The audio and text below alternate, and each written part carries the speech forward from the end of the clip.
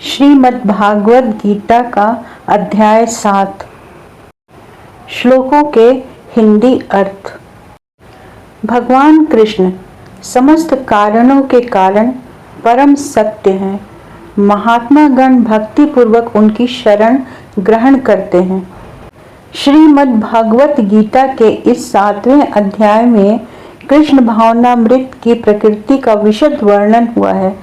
कृष्ण समस्त ऐश्वर्यों से पूर्ण हैं और वे इन्हें किस प्रकार प्रकट करते हैं, इसका वर्णन इसमें हुआ है। गीता के प्रथम 6 अध्यायों में जीवात्मा को अभौतिक आत्मा के रूप में वर्णन किया गया है, जो विभिन्न प्रकार के योगों द्वारा आत्म साक्षात्कार को प्राप्त होता है।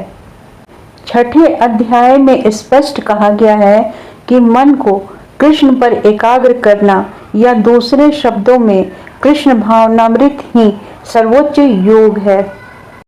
गीता के 7वें अध्याय में भगवान कृष्ण अर्जुन से कहते हैं कि हे प्रथापुत्र, अब सुनो कि तुम किस तरह मेरी भावना से पूर्ण होकर और मन को मुझ में आसक्त करके योगाभ्यास करते हुए मुझे पूर्णतया संशय रहित जान सकते हो।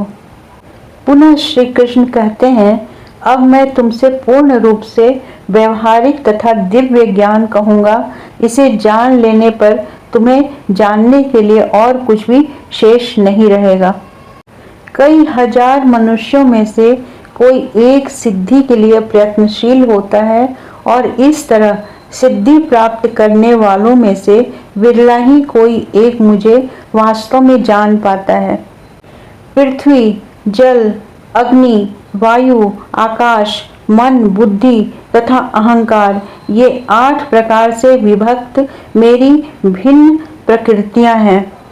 हे महाबाहो अर्जुन, इनके अतिरिक्त मेरी एक अन्य पराशक्ति है, जो उन जीवों से युक्त है जो इस भौतिक अपरा प्रकृति के साधनों का विदोहन कर रहे हैं। सारे प्राणियों का उद्गम इन 2 शक्तियों में है। इस जगत में जो कुछ भी भौतिक तथा आध्यात्मिक है, उसकी उत्पत्ति तथा प्रलय मुझे ही जानो। हे धनंजय, मुझसे श्रेष्ठ कोई सत्य नहीं है। जिस प्रकार मोती धागे में गूंथे रहते हैं, उसी प्रकार सब कुछ मुझ में ही आश्रित है। हे कुंती पुत्र, मैं जल का स्वाद हूँ, सूर्य तथा चंद्रमा का प्रकाश हूँ, वैदिक मंत्रों में ओंकार हूँ, आकाश में ध्वनि हूँ तथा मनुष्य में सामर्थ्य हूँ। मैं पृथ्वी की आद्य सुगंध और अग्नि की ऊष्मा हूँ। मैं समस्त जीवों का जीवन तथा तपस्वियों का तप हूँ। हे प्रथापुत्र, यह जान लो कि मैं ही समस्त जीवों का आदि बीज हूँ, बुद्धिमानों की बुद्धि तथा समस्त तेजस्वी पुरुषों का तेज हूँ। मैं ही बलवानों का कामनाओं तथा इच्छा से रहित बल हूँ।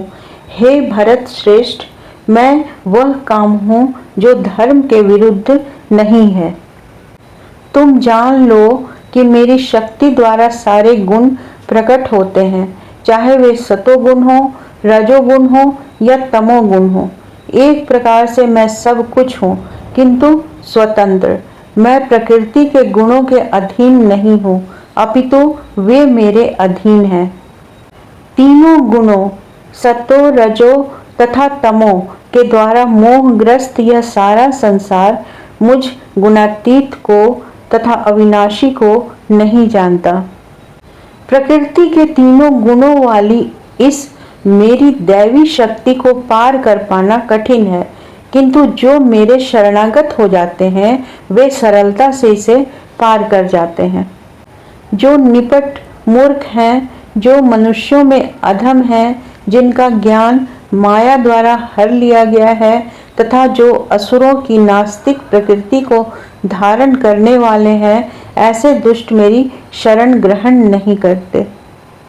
कृष्ण कहते हैं, हे भरत श्रेष्ठ, 4 प्रकार के पुण्यात्मा मेरी सेवा करते हैं, आर्त, जिज्ञासु, अर्थार्थी तथा ज्ञानी।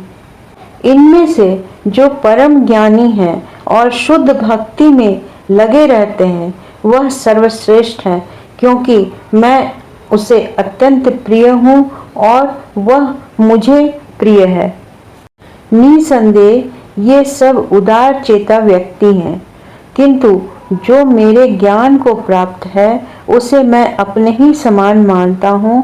वह मेरी दिव्य सेवा में तत्पर रहकर मुझ सर्वोच्च उद्देश्य को निश्चित रूप से प्राप्त करता है।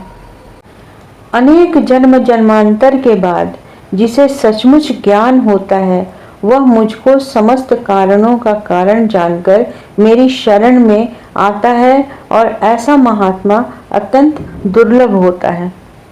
जिनकी बुद्धि भौतिक इच्छाओं द्वारा मारी गई है वे देवताओं की शरण में जाते हैं और वे अपने अपने स्वभाव के अनुसार पूजा के विशेष विधि विधानों का पालन करते हैं। मैं समस्त जीव के हृदय में परमात्मा स्वरूप स्थित हूँ। जैसे ही कोई किसी देवता की पूजा करने की इच्छा करता है मैं उसकी श्रद्धा को स्थिर करता हूँ, जिससे वह उसी विशेष देवता की भक्ति कर सके। ऐसी श्रद्धा से समन्वित वह देवता विशेष की पूजा करने का यत्न करता है और अपनी इच्छा की पूर्ति करता है, किंतु वास्तविकता तो यह है कि ये सारे लाभ केवल मेरे द्वारा ही प्रदत्त हैं। अल्प बुद्धि वाले व्यक्ति देवताओं की पूजा करते हैं और उन्हें प्राप्त होने वाले फल सीमित तथा क्षणिक होते हैं। देवताओं की पूजा करने वाले देवलोक को जाते हैं, किंतु मेरे भक्त अंततः परम धाम को प्राप्त होते हैं। बुद्धिहीन मनुष्य मुझको ठीक से न जानने के कारण सोचते हैं कि मैं पहले निराकार था और अब मैंने इस स्वरूप को धारण किया है। वे अपने अल्पज्ञ के कारण मेरी अविनाशी तथा सर्वोच्च प्रकृति को नहीं जान पाते।